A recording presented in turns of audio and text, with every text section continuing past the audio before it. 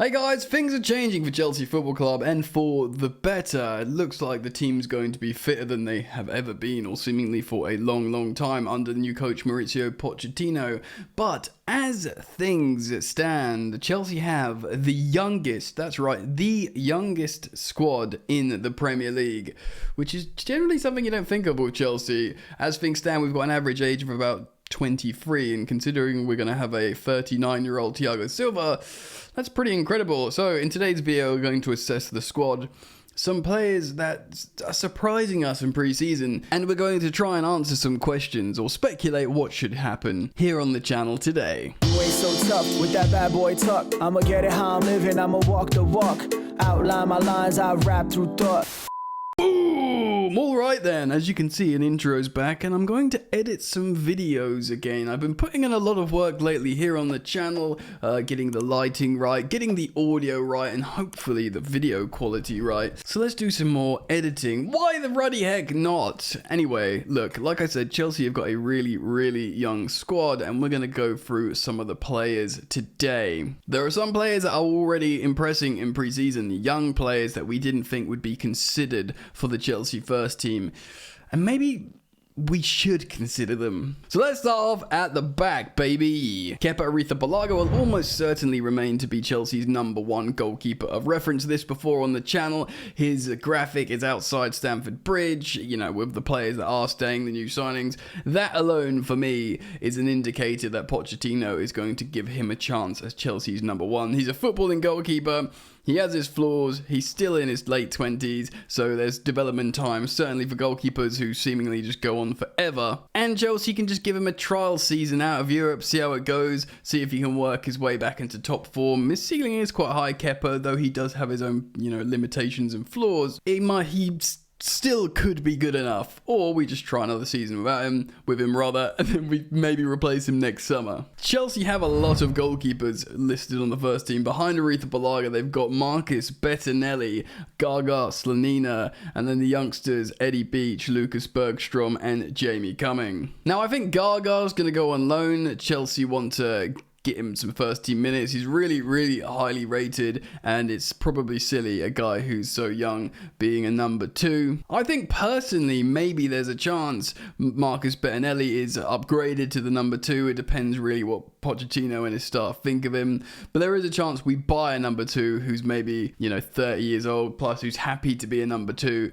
rather than all the aforementioned lads. Let them all go away on their relevant loans and try and find themselves as senior players, I say. So we're going to go to defenders. Thiago Silva, the evergreen Brazilian, who I think will probably play a lot of games this season. Last season he played lots of games, and now we don't have Europe. Granted, he's a year older, but really it's not that long ago since he was playing all these games. It's a matter of months, and you don't suddenly become really old and slow out of nowhere. I think with one game a week and his conditioning, how well he looks after himself, Thiago Silva will be a starter. That's what I just think. The likes of Benoit Badiashile, he's such a frustrating run at Chelsea. He's done next to nothing wrong, but he also got shunned out of the Champions League squad, so we could play Koulibaly, who's now been sold, when really we should have been playing Benoit all along. Now he's got an injury and he's not on pre-season tour, while the likes of Levi Colwill and gang impresses. Can't really catch a break,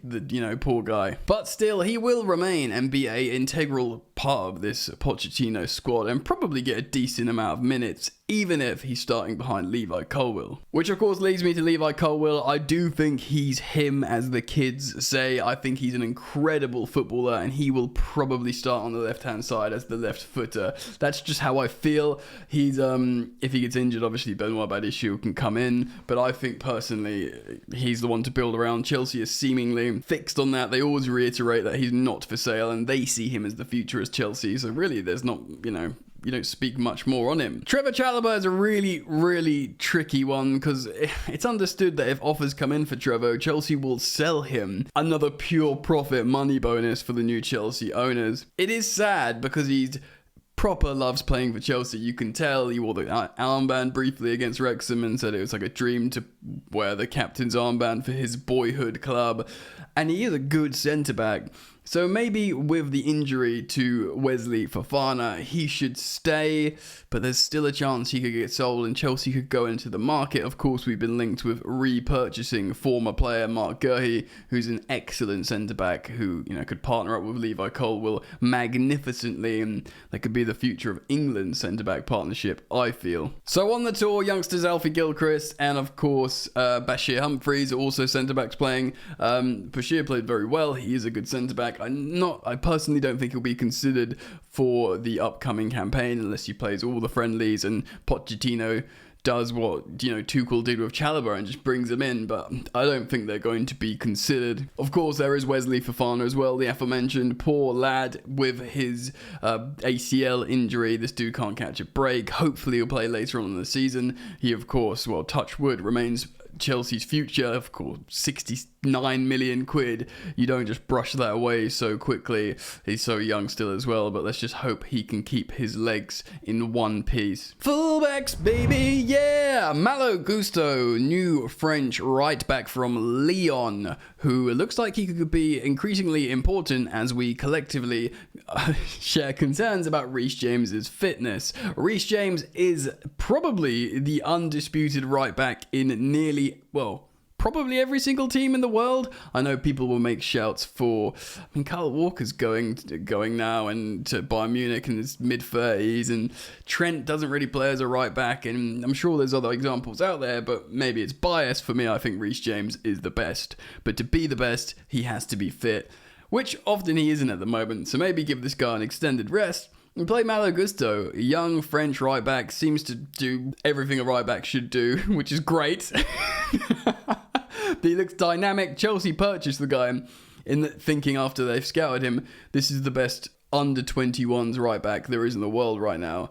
We're going to buy him. This is going to be the cover, the deputy for Reece James. Huge future. Well, I've already done my sweeping statement. I think he might play a little bit more minutes than Reece James next season in the Chelsea squad, which is wild, but I think it's true. So let's move on to the vast array of left backs. Of course, Ben Chilwell, who also wore the captain's armband briefly against Wrexham, will remain Chelsea's first choice. He scored, he's very good, he's consistently good, he's in his prime, he's entering his prime now, the sweet spot. Chile is the one. We don't have to say anything else, do we? Marc Cucurella, there is a player there. He had a very difficult season for Chelsea last season, on as well as off the pitch. Apparently a lot of stuff going on in his personal life, as well as getting his house burgled as well. Will Pochettino play him? Generally, his profile makes me think no. Of course, he played behind Ian Maatsen in the game against Wrexham, where Maatsen really demonstrated his attacking flair and ability, and Cucurella more defensively. I think he'll be if he finds his form again, he'll be a useful player to play defensively on the flank. And he's technical and can combine theoretically when he's in form. So I think he'll stay. I know he's been linked to sales to Newcastle and other teams, but I think we'll probably keep Cucurella and we might see better Cucurella come through. I think, but it's tough. And it's tough because of Ian Maatsen. Of course, he wasn't playing as a conventional left back in the game we saw him in pre-season. He was playing more of a left winger, which apparently he's done before in his youth. This 21-year-old total football Dutch player, this kid. He's really technical, he's really good, and he can get up and down, and he had a really solid and an incredible campaign with Burnley last season, showing he can be an all-round fullback. He's there for development, and we know Pochettino is the developer of fullbacks. There's so many he's made so much better. So the aforementioned Kyle Walker for one. I think he's perfect to be developed by Pochettino. He's already stated he wants to stay at Chelsea. He's done a loan. I'm here. I'm ready to play well. And this coach is perfect for fullbacks. They'll all know that. Their advisors would have said to them, yeah, this geezer's the one you want to be managing you, dude. He's the one that's going to make you into a superb player down that flank. Suddenly, we got a lot of fullbacks. But I think Ian Maatsen stays, bro. Lewis Hall, he's another one. He's listed as a midfielder but can play a left back. Pochettino's already spoken about him being able to play a left back as well. I would like him to stay. We're short in midfield. This teenager was one of our best performers last season when he came in playing out of position. I know I always say it, but here I am saying it again. I think he's just ready to play in the Premier League for Chelsea. I know he's a bit understated. He's quiet. He's not this big, sort of boisterous character at all. He's very much the opposite of that. But on the pitch, he's just an incredible footballer, and I think he's an asset in the squad that you don't want to lose. Just a reminder, I'm not actually going to mention everyone in the squad listed. There's people like, Aubameyang still listed, and Tino Anjorin, who I feel, Malang Sarr's still listed there. I feel like Tino Anjorin will go on loan and players like that, but I'm looking at it on the list now. I just wanted to let you know I'm not talking about everybody here. Carney Chukwuemeka, now this is a tough one for me. I feel like he's an excellent player. We paid a lot of money for Carney, by the way. I just feel like with the Lewis Halls and so many sort of semi-attacking midfielders, I don't know what Chukwuemeka is. Is he at number 10? Is he a number 8?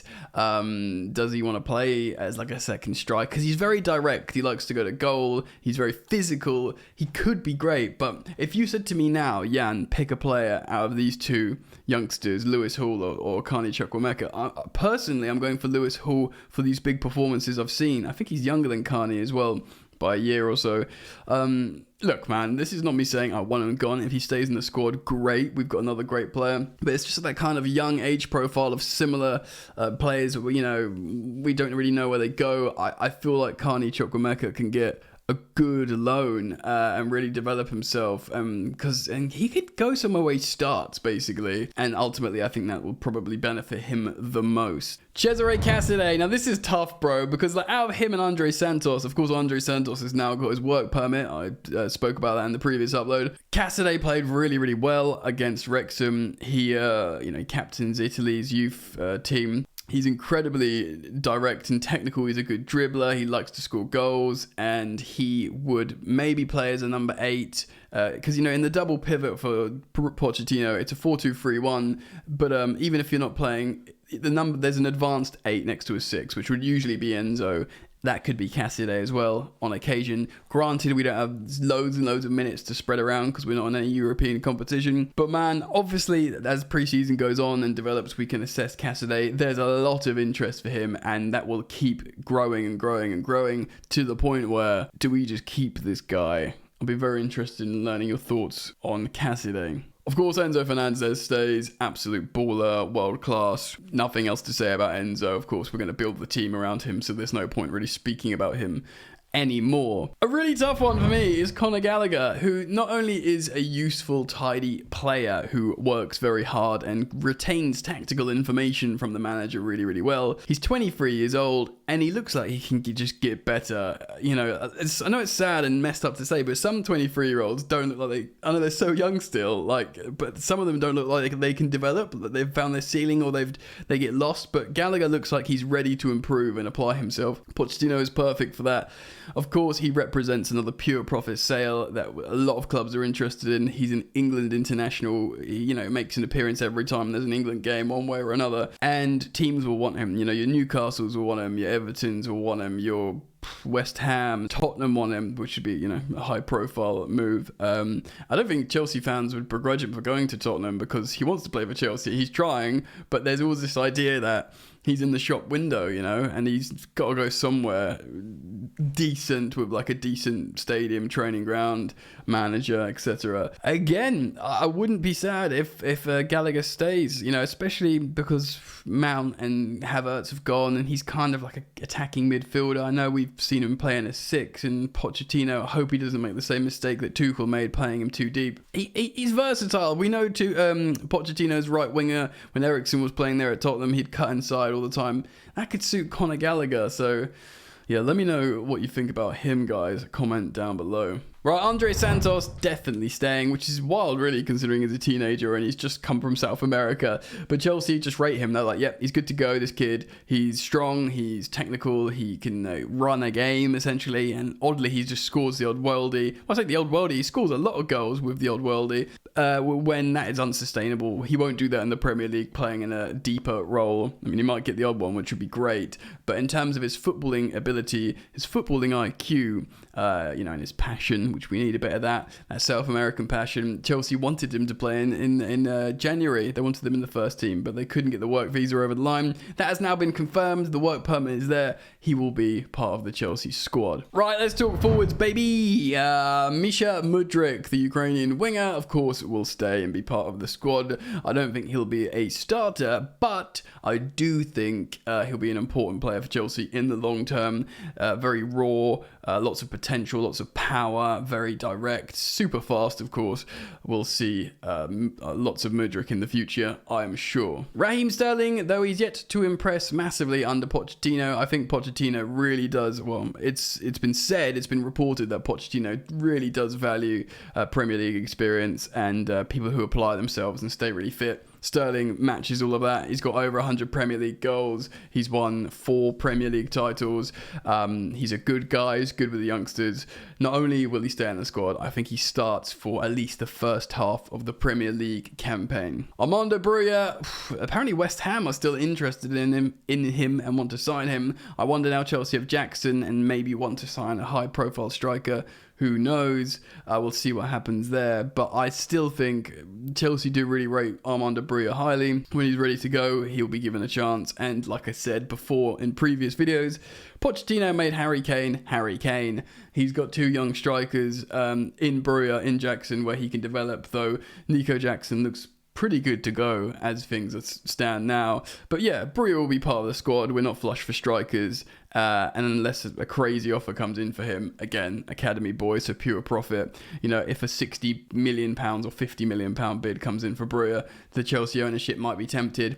But otherwise, he stays with us. Noni Madueke, the conventional tricky winger, left-footed, right-sided winger. Of course, won the Under-21 Championship Euros with England.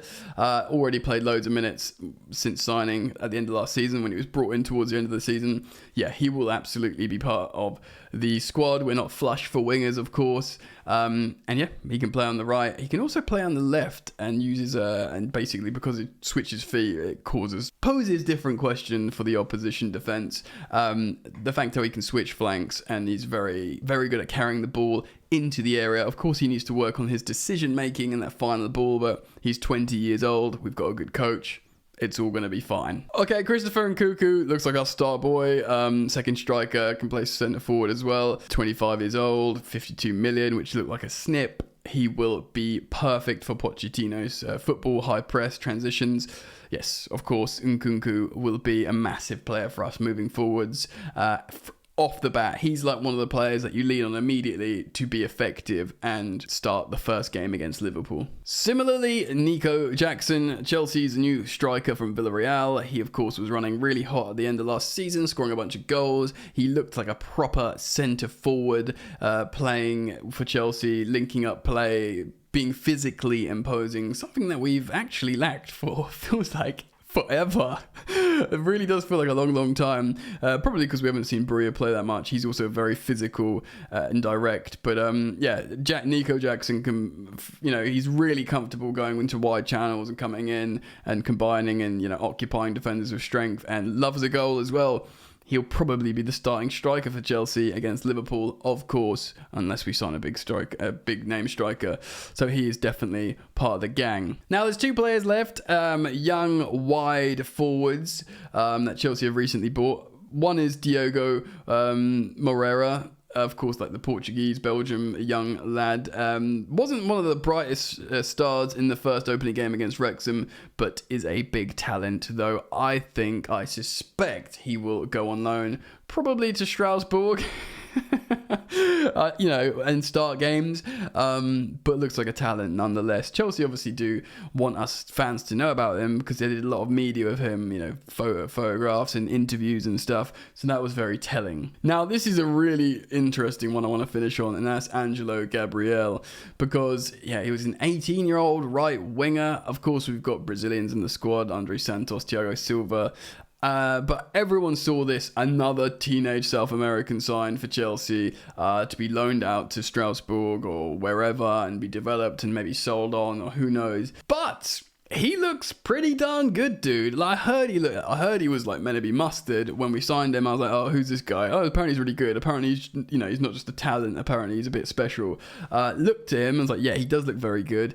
And he's very, very excited. Him and like Andre Santos, they're buzzing to be playing for Chelsea. They want to be part of the team. They want to be part of the project.